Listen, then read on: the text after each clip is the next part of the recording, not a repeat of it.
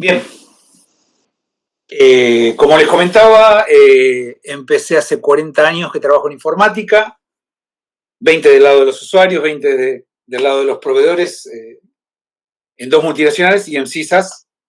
Soy lo que Susana Jiménez diría, un dinosaurio vivo. En estos 40 años sucedieron, esos son una subjetiva lista de cuáles son los hitos que han sucedido y dos de los cuales vamos a hablar hoy. Vamos a ver, en esos 40 años también sucedió esto. Esto fue el cambio que no solo tuvo la informática, sino el que tuve yo. Y me gusta mucho esta frase de Linus Torvald. Si piensas que los usuarios de tus programas son unos idiotas, solo los idiotas usarán tus programas. ¿Qué quiero decir con esto? Han escuchado, van a escuchar en sus carreras el tema de la inteligencia artificial, del machine learning, del data mining.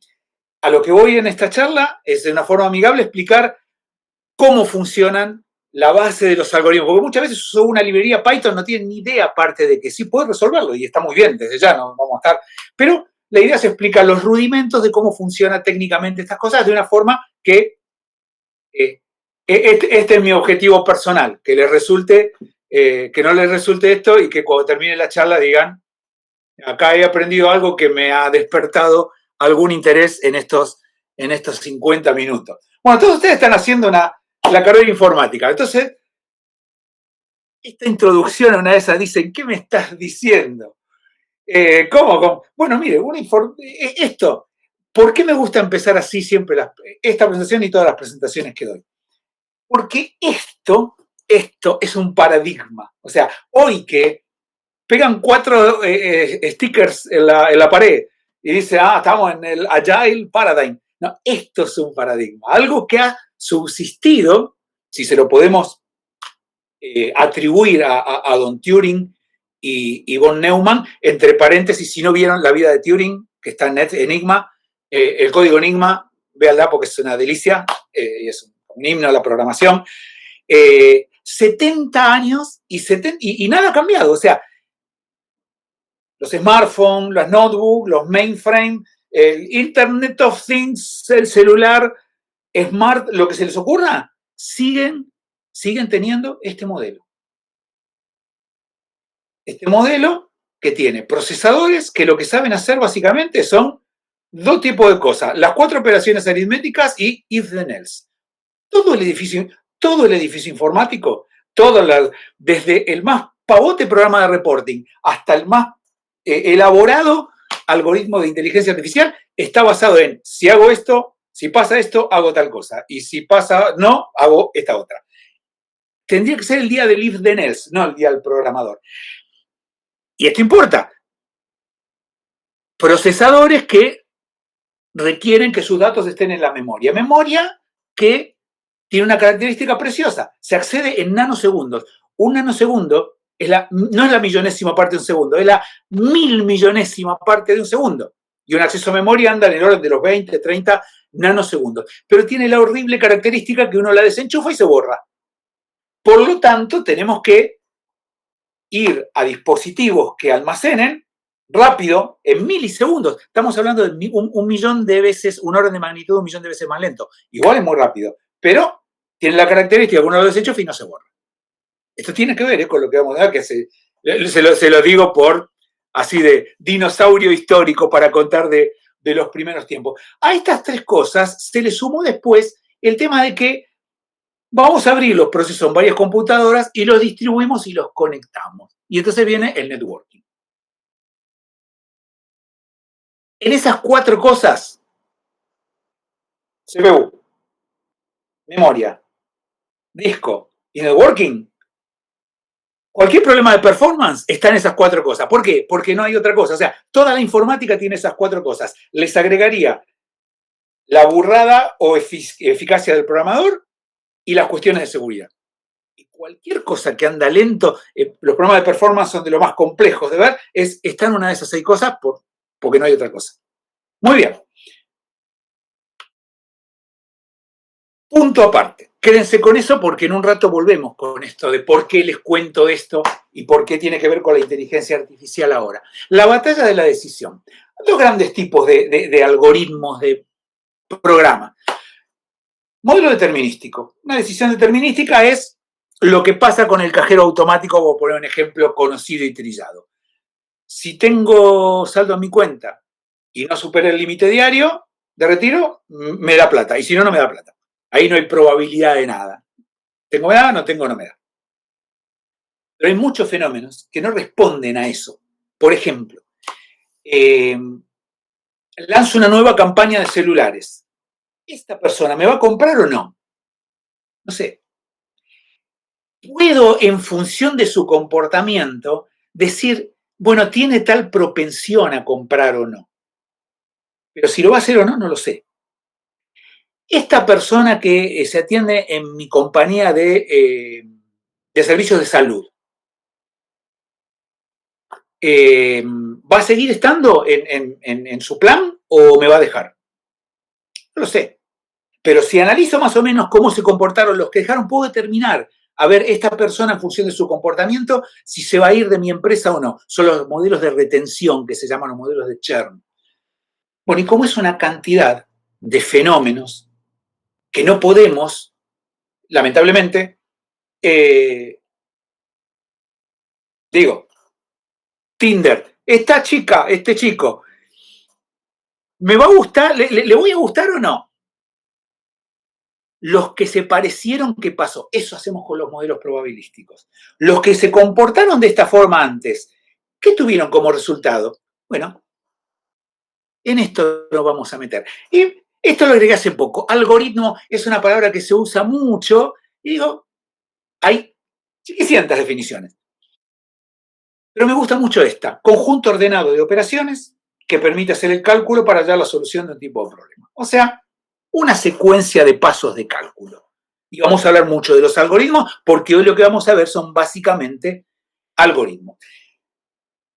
Y la cuestión probabilística para determinar cosas, para explicar, para intentar predecir que de eso se trata, arrancan con la estadística. Y la estadística arranca con don Godofredo hace 300 años.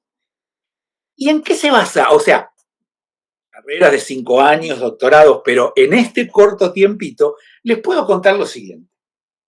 La estadística básicamente se basa en las regresiones. ¿Qué es una regresión? Bueno, esto es una función. Todos ustedes saben, yo tengo una variable independiente, en este caso la X, y algo, una fórmula, un algoritmo que las relaciona. En este caso, y igual X cuadrado.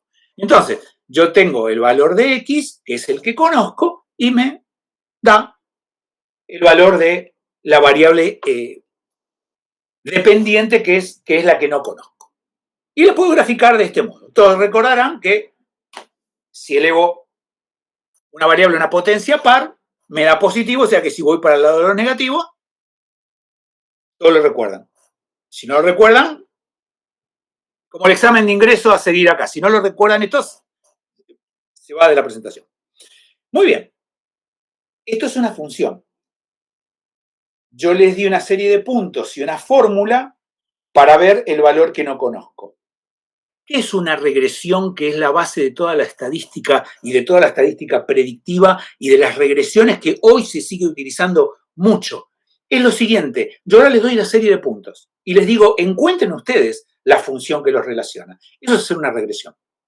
En este caso, si uno lo ve y tiene un poquito, dice, bueno, si cada uno le sumo 3, tengo la función que los está relacionando.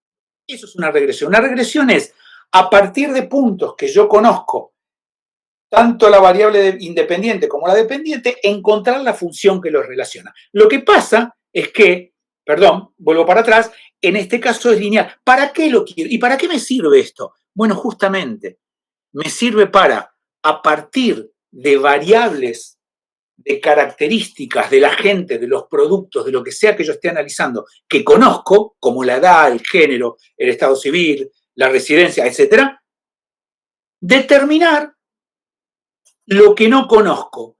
¿Qué propensión tienen a aceptar mi oferta del producto? ¿Qué propensión tienen a estar yéndose de mi empresa? ¿Qué propensión tiene a estar cometiendo un fraude, a estar lavando dinero, a estar haciendo trata de personas, a que este remedio sea efectivo en función de su dosaje? Lo que fuere. Yo quiero encontrar funciones para relacionar lo que conozco de lo que tengo datos con lo que no conozco, que es lo que quiero averiguar. Lo que pasa es que en general los puntos no vienen tan alineaditos para decir esta es la función. Tengo que encontrar no la función que los une, la función que más se le aproxima, porque a veces, como en este caso, y es lo más habitual, no hay una función que los une. Y muchas veces la función que se aproxima no es lineal, entonces se complica más.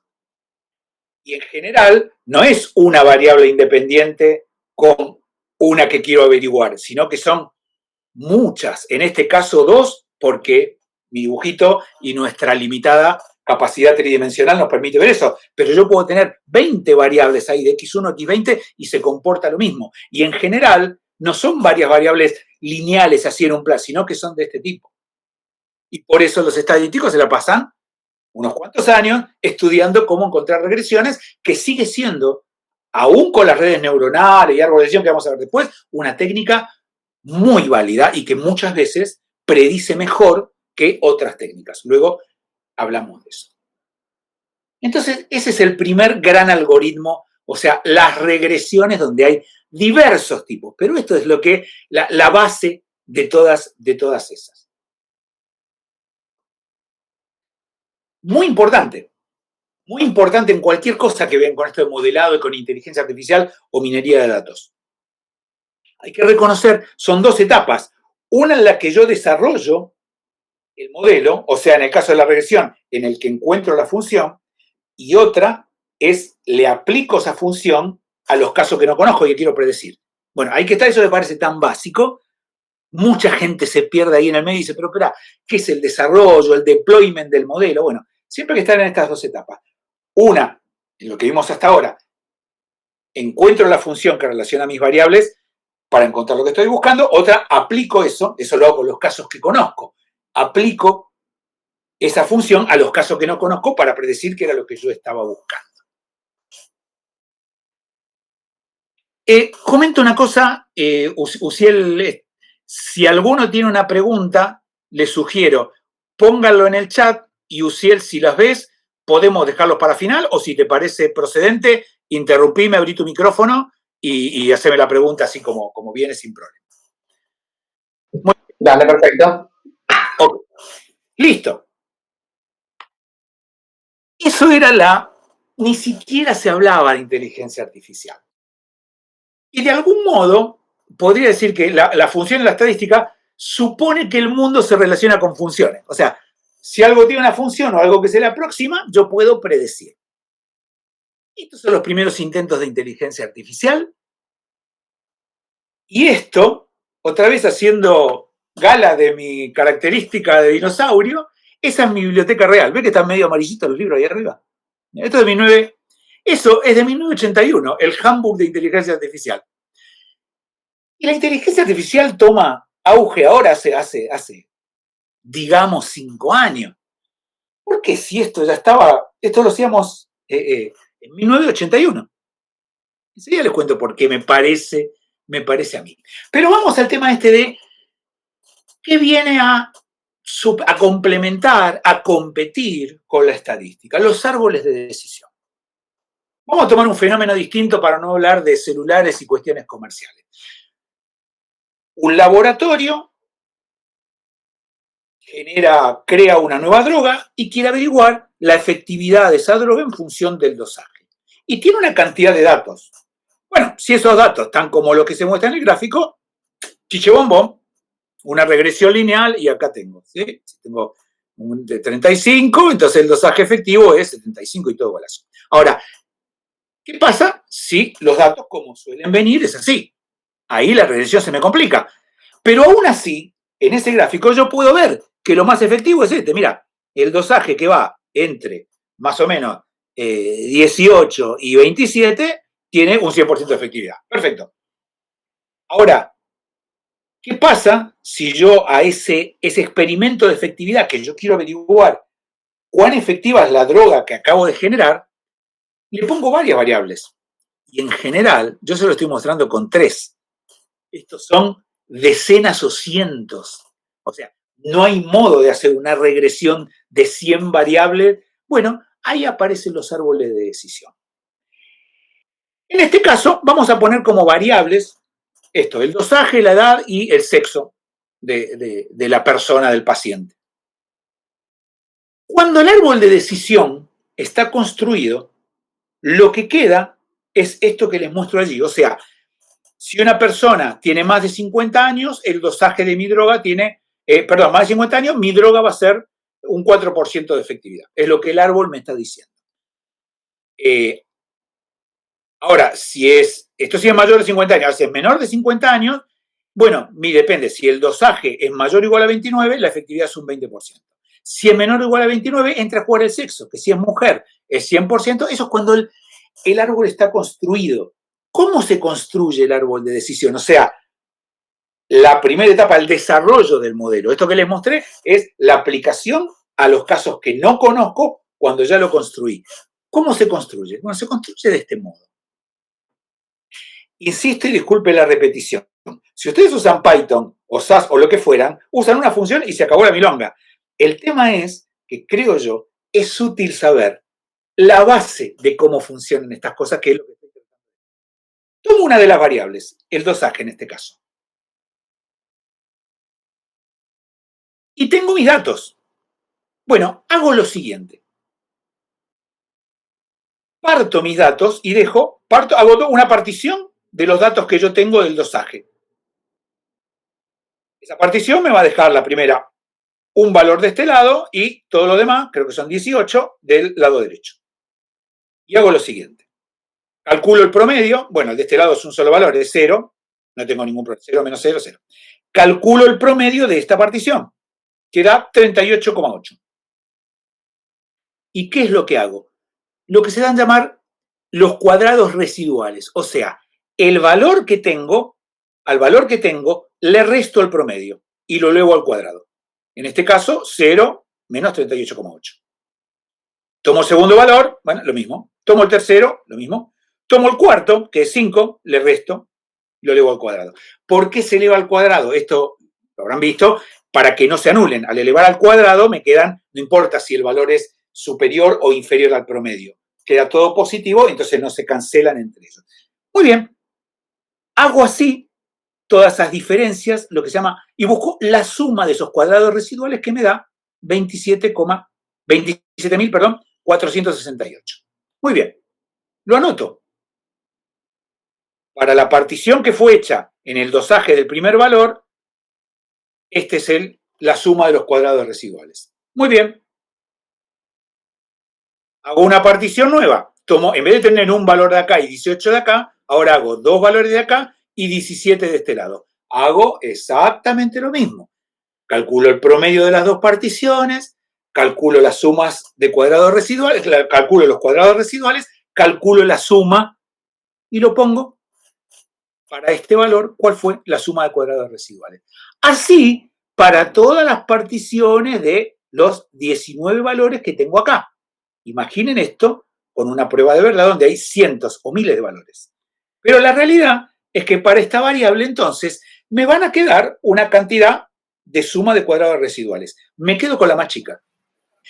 La menor de las sumas de los cuadrados residuales es la que mejor me está indicando, la que mejor me separa los dosajes en los más eficaces y los menos eficaces. O sea, el árbol de decisión busca separar, encontrar cuál es el valor de dosaje que me separa en grupos lo más diferente posible. Y encuentra que es justamente este valor que es 14,5.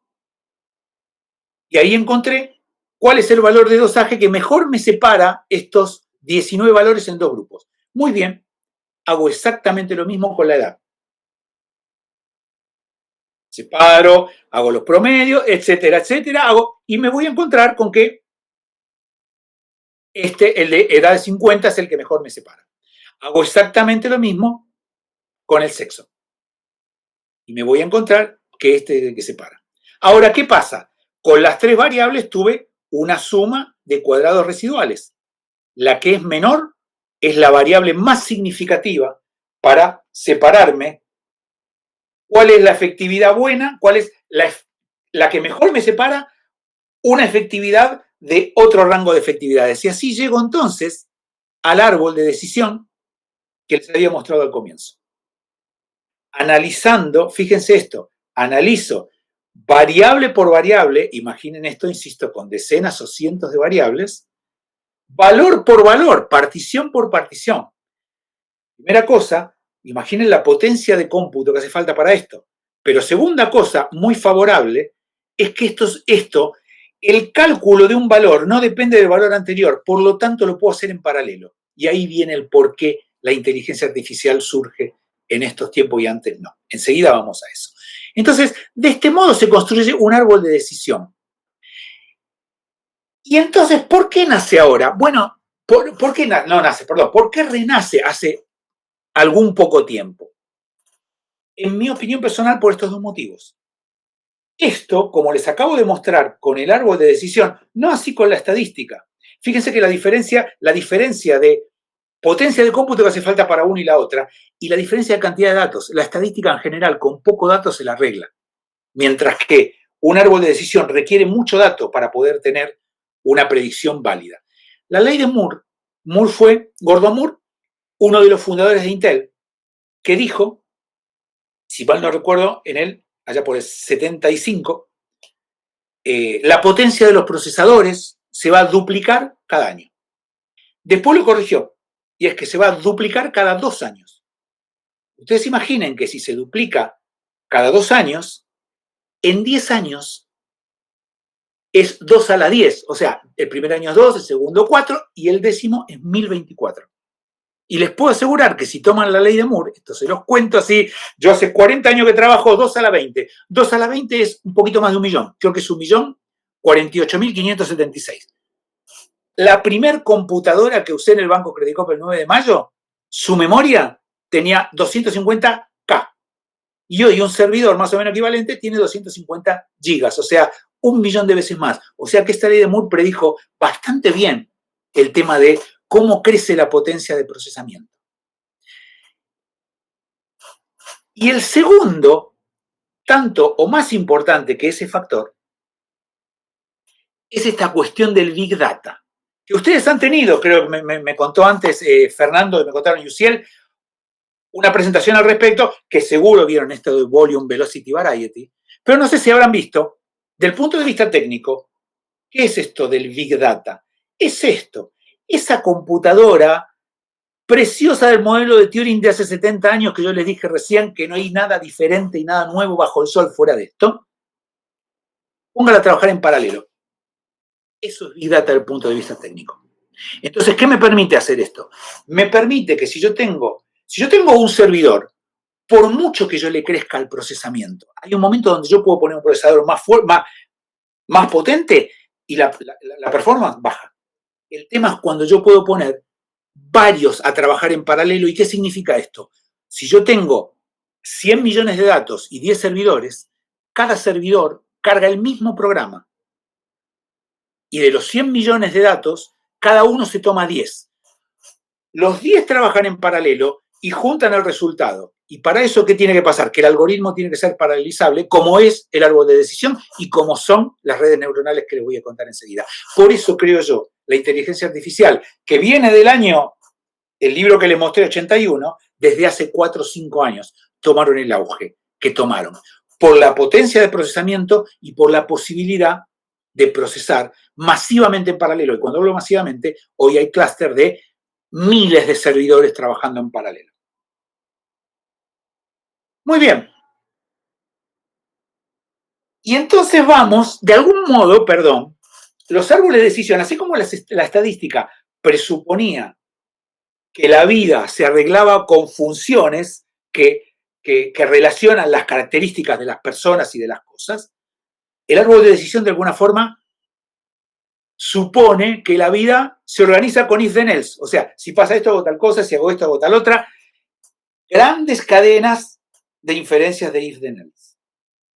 Y con eso hacíamos algo parecido a la inteligencia ¿Qué es inteligencia? Si buscan en Google, van a aparecer literalmente cientos de definiciones.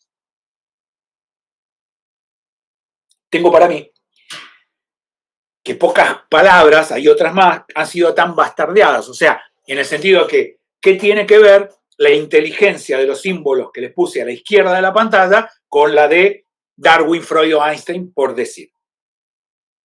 En mi definición de lo que vamos a hacer en forma artificial, porque eso es la inteligencia artificial, lo pongo como capacidad de resolver problemas del punto de vista más amplio. O sea, capacidad de resolver un sistema de ecuaciones diferenciales, capacidad de resolver un conflicto o capacidad de resolver cómo puedo, con recursos muy escasos, darle de comer a la mayor cantidad de gente posible.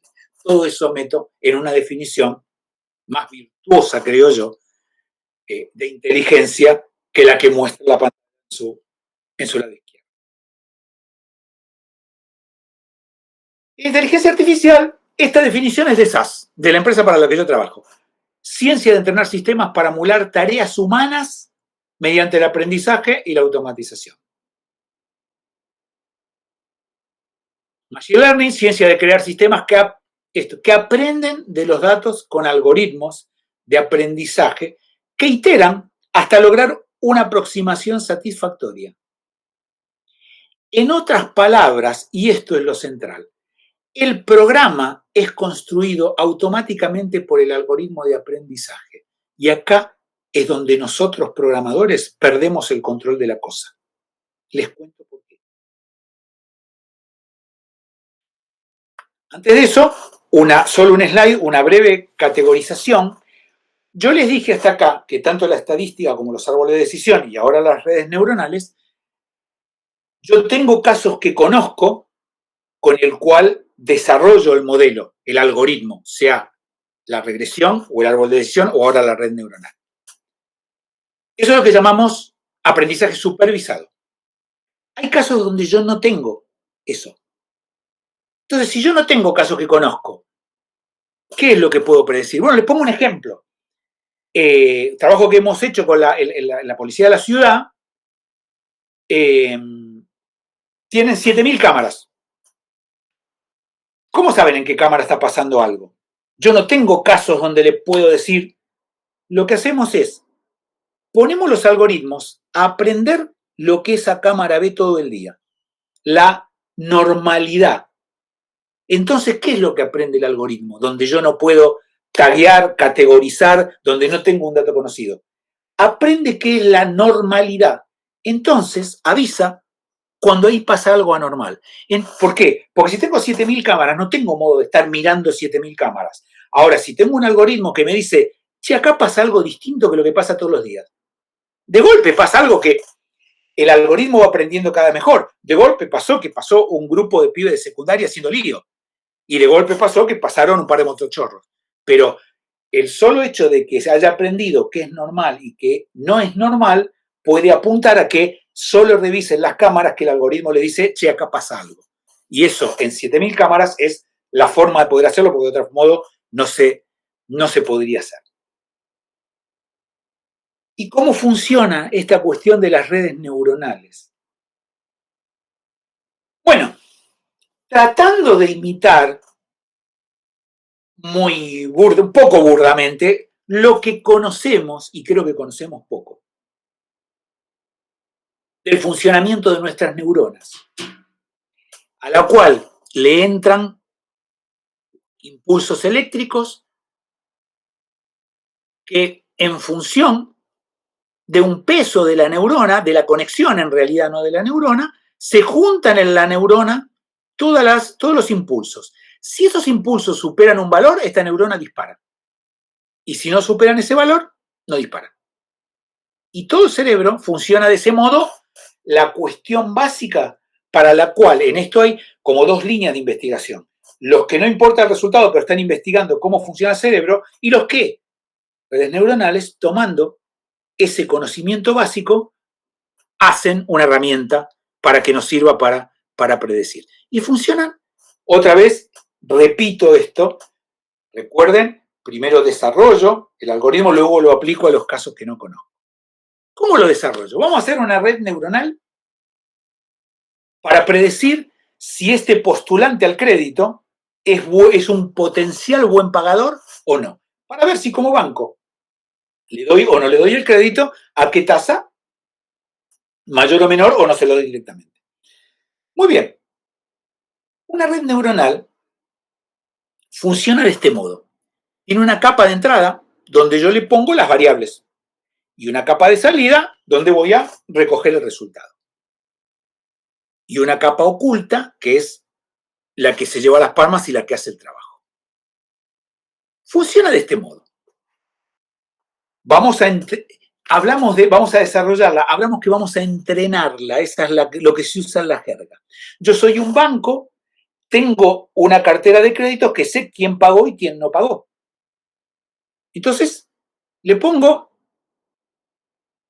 voy a tomar como variables el nivel salarial, el saldo promedio de su cuenta corriente y la ocupación que la codifiqué en cierto modo. Y tengo este caso. Resulta que este es un caso que yo, insisto, lo estoy desarrollando, es el caso que conozco. Esta persona tiene un nivel salarial de 0,3, un saldo 0,2, ocupación 0,9 y es buen pagador. Entonces pongo las tres variables en la capa de input. ¿Qué es lo que hace la capa intermedia? 0,3 por 0,1. O sea, disculpen que me olvidé decir algo muy importante. ¿Cómo arranco estos pesos de las conexiones? Cuando recién empiezo, como estoy empezando ahora, los pongo random, lo más al azar posible, lo más diferentes, lo más random posible. Arranco con los valores de ese modo. Entonces le pongo el primer caso que conozco. Bueno, lo que hace las neuronas de la capa oculta es lo siguiente. El valor de la variable por el peso de la conexión. Les recuerdo, es random. 0,3 por 0,01. 0,2 por 0,05. 0,9 por 0,09. Suma esos tres factores y si supera un umbral, en este caso el umbral random es 0,13, dispara. Si no lo supera, no dispara. Lo mismo con la segunda variable, lo mismo con la segunda neurona, perdón, lo mismo con la tercera. O sea que queda esos valores. Recuerdan que arrancamos nosotros con valores random en los pesos y en los umbrales. ¿Qué puede pasar? Pueden pasar dos cosas. Que en función de esos valores random, lo que la red neuronal informa coincida con lo que yo estoy, con el resultado del caso que conozco. O sea, la red neuronal que arrancó random me dice, es buen pagador. En ese caso, refuerzo un poquito todos los pesos que colaboraron a ese valor correcto. Bien, ahora podría pasar que no, que la red neuronal en realidad me informe que es mal pagador, o sea, no coincide con el caso que yo conozco y le acabo de poner. En ese caso, debilito un poquito todas las conexiones que colaboraron a ese resultado incorrecto. Si lo quieren ver matemáticamente, ese subir un poquito o debilitar un poquito es calcular la derivada del error respecto al peso. Pero eso, si se quieren meter más en profundidad. Pero en realidad lo que sucede es eso que yo les acabo de decir. Listo. Esos pesos random con los que yo arranqué están un poquito reforzados o debilitados según lo que pasó con el primer caso. Le pongo otro caso ahora. Este caso es mal pagador. Insisto, estamos desarrollando son los casos que conozco. ¿Qué puede pasar con esos valores que modifiqué un poquito con el primer caso? Bueno, puede pasar lo mismo que antes. Hago el mismo cálculo, ya con los valores modificados según el primer caso, y puede ser que no coincida, como pasa en este caso, o que sí coincida, que es mal pagador. Nuevamente, si lo que la red me informó coincidió, subo un poquito el peso de todos los pesos, de todas las conexiones que colaboraron a ese valor correcto, o sea, que coincidía con el que yo conozco. Si no coincidía, debilito un poquito cada uno de los pesos que colaboraron al resultado. Si hago eso, fíjense que entonces, en función de que el resultado de la red coincida o no con el caso que conozco, voy debilitando o reforzando pesos. Cuando hago eso, con muchos casos, y cuando hablo de muchos son del orden de los 10.000, o sea, 10.000, 20.000, 30.000, esos son la cantidad que se utilizan. Cuando hago eso, acá les pongo abajo, esto explica paso a paso cómo hacerlo incluso en una planilla Excel. Una vez que lo hice con muchos casos, lo que va a pasar es que cada vez más el resultado que me va arrojando empieza a coincidir. Hasta en un momento digo, listo, no lo entreno más. Y ahora empiezo a pasar los casos que no conozco, que es para lo que hice la red neuronal. Entonces ahora le pongo, disculpen, le pongo la pared de desarrollarla, voy a poner los casos que no conozco y le pongo un caso y la red neuronal me va a avisar, sí, este es buen pagador, dale el crédito, o este es mal pagador, no le des el crédito. ¿Dónde está el conocimiento de la red neuronal? ¿Dónde está? Esta red sabe si alguien me va a pagar o no para que yo le dé un crédito o no. ¿Dónde está? Está en los pesos. Está en los pesos y está en los umbrales. Pero ¿por qué lo que les dije antes que se nos fue el control?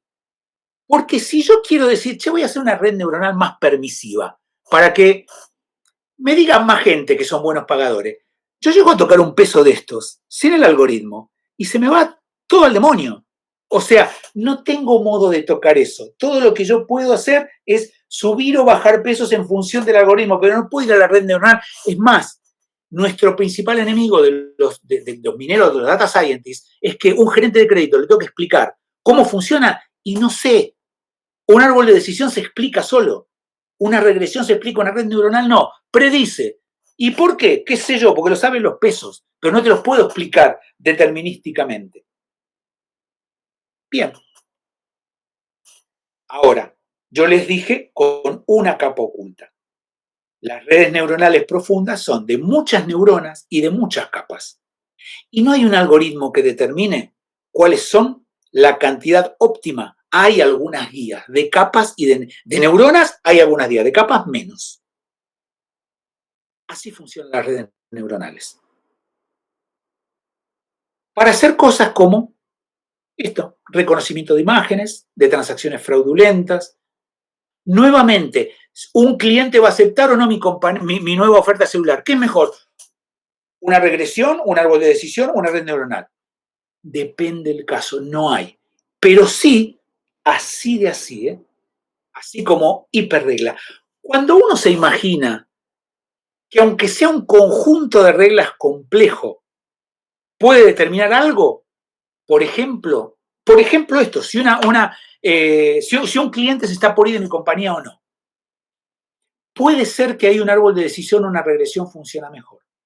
Ahora, para determinar si esta foto es de Sergio, no hay modo, porque yo le puedo preguntar si, a ver, tiene nariz grande, ojo verde, ojos azules, el pelo blanco, el pelo...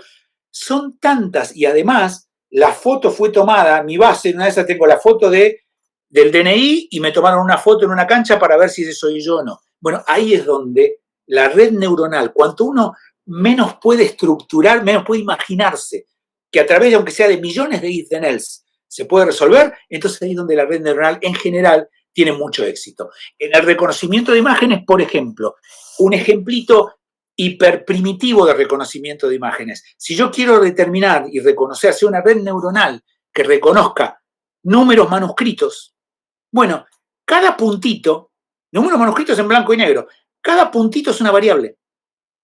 O sea, acá tengo una matriz de 28 por 28. Esa es mi capa de entrada. Y la entreno exactamente igual que lo que yo les dije recién. ¿Qué puede pasar? Le pongo el número 3 a estas, creo que eran 28 por 28, como 700 y poco. ¿Y qué le puedo decir? Bueno, es más, puede suceder acá que me diga más de un valor. Refuerzo los pesos de el que me dio el valor correcto y debilito los pesos de las conexiones de las neuronas, perdón, que me dieron valores incorrectos. Lo mismo hago con muchos números y la red neuronal me termina prediciendo, independientemente de quién lo escriba, si ese número es el número 2, el número 3, el número 4, o sea, me lo puede pasar a algo, a un carácter Word que yo pueda procesar después, que para eso lo hacemos. Ese es como el rudimento hiper ultra básico del reconocimiento de imágenes.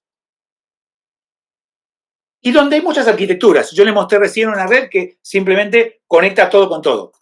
O sea, cada neurona de la capa N-1 está conectada a todas las neuronas de la capa N. Pero hay una cantidad de arquitecturas. Por ejemplo, la red recurrente, cada neurona se reconecta a sí misma.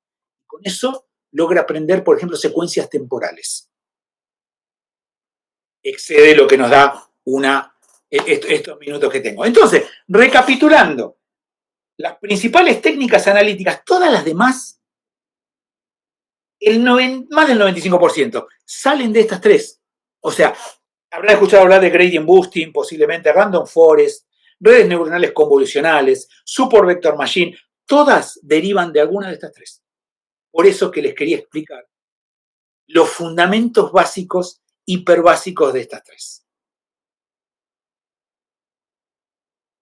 Pequeñísimo aviso publicitario, trabajo para la empresa. O sea, ¿cómo hago todo esto? Lo puedo hacer en lenguaje SOAP, lo puedo hacer en Python, puedo programar como un beduino en Java, o puedo usar una plataforma, nuestra plataforma, más amigable, Safaya, se llama. Tenemos un motor analítico que por una cuestión comercial simplemente se divide en productos, Visual Analytics, Visual Statistics, Data Mining, Machine Learning.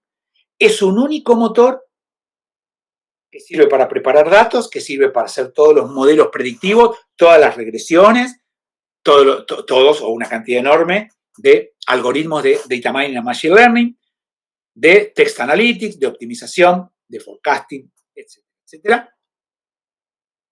Y ese motor lo puedo interactuar programando en SAS, programando en Python, Java, Lua, R o interfaz REST, con programación gráfica, o sea, no programo nada, sino que me genera el código este tipo de programación, o directamente con desarrollo visual. Yo armo en la pantalla el modelo, ni siquiera armo un grupo de nodos de ejecución, sino que directamente dibujo en la pantalla lo que quiero modelar. Como para ser concreto, es necesaria una demo, y como las demos son aburridas, les muestro una muy cortita, de menos de 4 minutos. Lo que busca es, a partir de la composición de compuestos químicos que conozco con su grado de calidad, armar una red neuronal que prediga el grado de calidad en función, esperen que quiero parar una cosa, en función del consumo de los ingredientes. Esto lo hemos hecho en un modelo en Techin, que tenía un tren de laminación que donde encontraba un error paraba, pero paraban porque encontraban el error al final y ahí se habían perdido un montón de material. Acá lo que hicimos, y es lo que hace este modelo, que es diferente pero del mismo tipo, es en función del consumo de combustible, carbono, oxígeno y todos los recursos, todos los insumos, en función del consumo, predecir la calidad de lo que está saliendo. De modo tal que puedo predecir una falla de calidad, ni bien se está produciendo el primer cachito de material terminado. Entonces paro la máquina inmediatamente y no desperdicio material. Eso es lo que hace este modelo de las formas que les voy a mostrar. Este es un desarrollo, ven como les decía, en forma visual. Le digo, desarrollar una red neuronal. Yo estoy buscando cuál es la calidad. Las variables que voy a utilizar son todas esas que están allí. Haceme la red neuronal. Y me la hizo, me desarrolló la red neuronal en forma automática. Allí con una capa, le voy a decir, agregame otra capa más. Pero esto que yo les comentaba antes, aparte, recuerdan que cuántas neuronas, cuántas capas, todo esto le puedo decir también a la herramienta, haceme lo que se llama un auto-tune, que es, te doy un tiempo, probá en 15 minutos diferentes modelos con diferentes cantidades, en 15, en media hora, un día, en lo que ustedes quieran, y explica, por ejemplo, algo que en el árbol de decisión está claro, ¿cuál es la variable más importante? La que está arriba de todo. En una red neuronal uno no lo sabe. Bueno, además de desarrollarlo, explica cuáles son la importancia de la variable y les puedo decir, ahí, bueno, ahora voy a comparar una red neuronal con otros modelos. Entonces, pasemos a programación gráfica, pasemos esta red neuronal que yo la hice en forma visual a un pipeline de programación gráfica. Y en ese pipeline de programación gráfica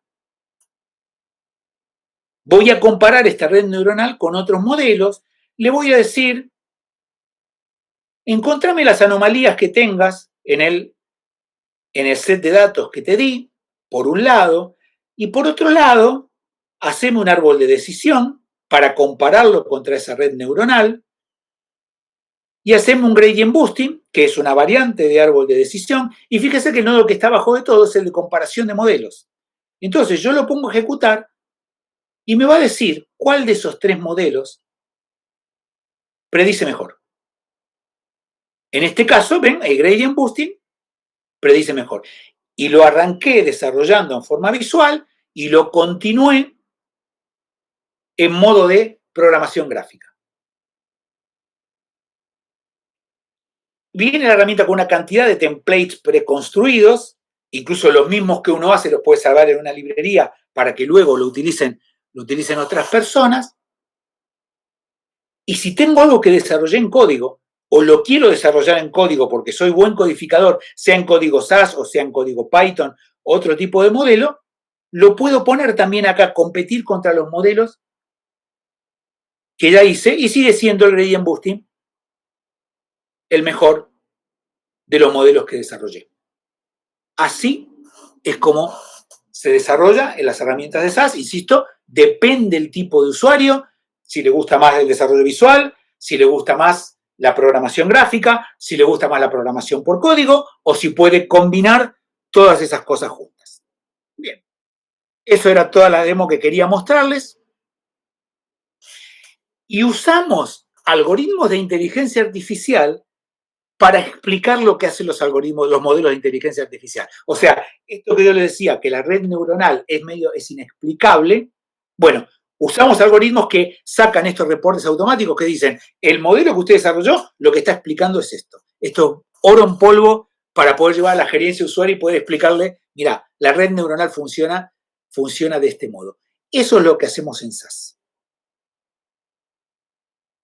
Un barniz chiquito de Internet de las Cosas, que ustedes tuvieron hace poco, un workshop al respecto, pongo una dirección IP a todo lo que anda dando vuelta por ahí. O sea, si saben, han visto todos una dirección IP o la de su celular, se nos acabaron. En el IP versión 4 se acabaron. Somos 7.000 millones de personas, algunos sin celular obviamente o lamentablemente, y varios con más de uno. Tenemos 4.300 millones de direcciones posibles. Con IP versión 6 podríamos ponerle 1.000 billones de direcciones por milímetro cuadrado, 1.000 billones de direcciones IP por milímetro cuadrado de superficie terrestre. ¿Y qué nos permite hacer? ¿Y qué tiene que ver con todo esto? Tiene todo que ver. ¿Por qué? En lugar de entrenar los modelos con los datos que yo almacené, entreno los modelos con el dato que va entrando. ¿Que va entrando de dónde? De los dispositivos que yo quiero conectar. Por ejemplo, un automóvil.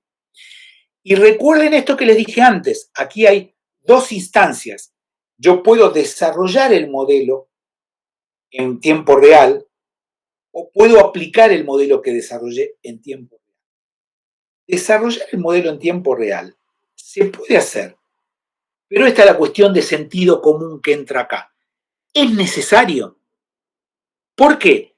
Porque lo que yo cuando entreno un modelo, sea una regresión, un árbol de decisión o una red neuronal, lo que le estoy dando como dato es el comportamiento de mis clientes, mis productos, lo que esté analizando. Realmente el comportamiento de mis clientes cambia tan minuto a minuto que yo necesito desarrollar el modelo en tiempo real. Es raro. No somos tan predictivos. Me alcanza con desarrollarlo con el comportamiento de los clientes según lo que hicieron el día de ayer. ¿Por qué digo esto? Porque desarrollar en tiempo real se puede hacer, pero la potencia de cómputo que hace falta es mucho, mucho, mucho, mucho más cara. Entonces hay que tener ese sentido común de decir esto. Recuerden, cuando yo entreno con datos que conozco. Esos datos que conozco me están representando ni más ni menos que el comportamiento de mis clientes, de mis productos, de mi todo. Ahora, otra cosa es, ya entrené y aplico el modelo en tiempo real porque mi heladera, mi automóvil o mi avión tiene que reaccionar en forma inmediata. Entonces, allí es donde se utiliza más esto de el Internet de las cosas o el modelo en tiempo real. La aplicación, y si bien se puede hacer el desarrollo, no tanto. Para descubrir, lo paso rápido para que no se haga tan largo, ya vamos cerrando, para descubrir patrones de comportamiento, o sea, para las mismas cosas que utilizo la inteligencia artificial, o sea, estadística, árbol de decisión, redes neuronales o todas sus variantes, pero esto lo hago en tiempo real. Mensaje final. Intimidante. Póngale, a mí me gustó bueno, me gustó porque uno dice, bueno, lo hice yo y entonces me gusta, pero vamos con esto. Permítanseme ser un poquito estructurado de más. Según las respuestas a esa pregunta, yo podría decir que su inclinación política es del centro un poco o mucho para la izquierda o del centro un poco o mucho para la derecha. Digo, si yo les hago estas preguntas y contestan lo que está en rojo, digo, esta persona es más o menos del centro hacia la derecha. Y si contesta lo que está en negro, es más o menos del centro para la izquierda. El algoritmo no sabe nada de izquierdas o derechas, pero resulta que sí sabe que la mayoría de la gente que en la red social opina como está en rojo, cada vez que habla de un candidato que se llama, pongamos, Mauricio, por decir algo, dice, qué bueno que es Mauricio. Pero cuando habla de un candidato que, pongamos, se llama Alberto, dice, Alberto, feo, malo, caca. Bien. Ahora resulta que la gente que opina como lo que está en negro hace todo lo contrario. Resulta que Mauricio, feo, malo, caca, Alberto, qué bueno que sos. Insisto, el algoritmo no sabe nada de izquierdas y derechas, pero sí sabe de estas correlaciones, que la gente que opina de esta forma, dice, qué lindo Mauricio. Y la gente que opina de esto dice, qué lindo Alberto. ¿Qué pasa? Así entreno el algoritmo. Y después voy a ir a ver a Sergio, y supongamos que Sergio es más o menos como, es raro que alguno de nosotros sea, vamos a opinar un poco y un poco, uno un poco más, un poco, pero supongamos que el ciudadano Sergio opina como lo que está en negro, la que está en negro, sea, en esto es un poquito zurdito. Pero resulta que dice, no, estoy cansado de que los ladrones entren por una puerta y salgan por la otra y de que me corten la calle y no tienen derecho a cortar la calle e interrumpirme el tránsito. O sea que en eso es un poquito derechoso, pongámosle. Yo que trabajo para el candidato, supongamos Mauricio, podría ser Alberto, es lo mismo, al ciudadano Sergio le voy a decir, ciudadano Sergio, ¿no estás cansado de que le corten la calle? ¿No estás cansado que los ladrones entren, saluden al comisario y se van? Vóteme a mí. No le voy a decir nada, que de las otras 5 cosas yo estoy totalmente en contra. Solo le voy a mandar el mensaje de aquellos que coinciden con mi propuesta. Y uno dice, ¿quién va a ser tan tonta, de caer en eso? Todos ustedes, yo, todos nosotros, en mayor o menor grado, caemos en eso. Y me gusta leer el mensaje de este paper, está allí, muy bueno, y es lo poco que voy a leer textualmente. Teniendo entre 100 y 250 likes tuyos en Facebook, likes de lo que ustedes quieran, no estamos hablando de religión, likes de lo que se les ocurra. Se puede predecir tu orientación sexual, tu origen étnico, tus opiniones religiosas y políticas, tu nivel de inteligencia y de felicidad, si usas drogas, si tus papás son separados o no. Con 150 likes, los algoritmos pueden predecir el resultado de tu test de personalidad mejor que tu pareja. Con 250 likes, mejor que vos mismo. Sin escuchar tus conversaciones ni saber con quién hablas, sino solo con qué frecuencia y con qué duración usas tu celular, se puede hacer ingeniería reversa y reproducir el 85% de tus resultados de un censo. Si sos hombre o mujer, rango de ingresos, si tenés niños, si estás casado, si es tu origen étnico. A partir de ahí, habíamos hecho un trabajo incipiente. Yo creo que si avanzáramos en eso, con las fuentes de datos que tenemos, podríamos hacer el censo poblacional, ni que hablar de los centros urbanos, en las pequeñas ciudades, tal vez no en las poblaciones rurales, pero barrés el 70% de la Argentina sin que el censista vaya a tu casa.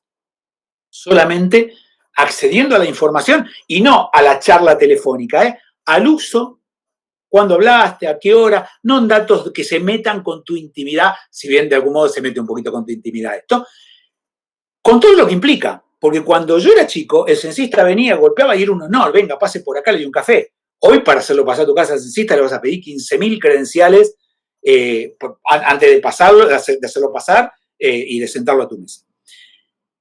Bien, para despedirme, todo lo que les conté es cierto, puede encarar todo, casi todo tipo de problemas que su creatividad imagine.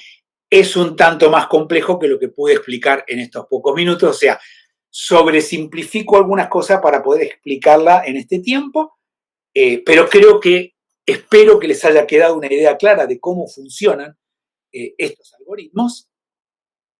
Espero haber logrado mi objetivo de que no se hayan pegado un cabezazo contra la notebook en esta hora y poquito. No, empezamos exactamente una hora desde que empezamos. Y muchas gracias. Quedo a su disposición. Está mi mail allí abajo. Si la presentación les interesa, se la